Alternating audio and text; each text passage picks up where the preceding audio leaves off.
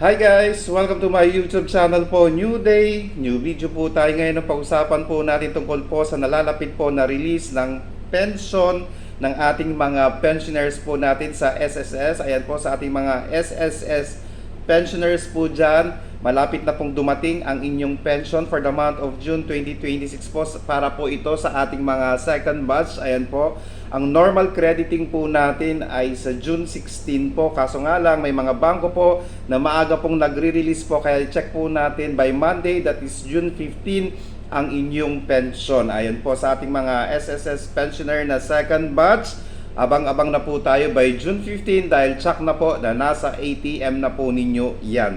Ngayon, kung may mga SSS pensioners po tayo na meron pong online banking, hintayin lang po ang notification mula po sa inyong bangko po para po hindi po pabalik-balik sa ATM machine. At syempre po, wag natin kalimutang mag-comply ng ACOP or Annual Confirmation of Pensioner para hindi po magkaroon ng problema ang inyong mga pension.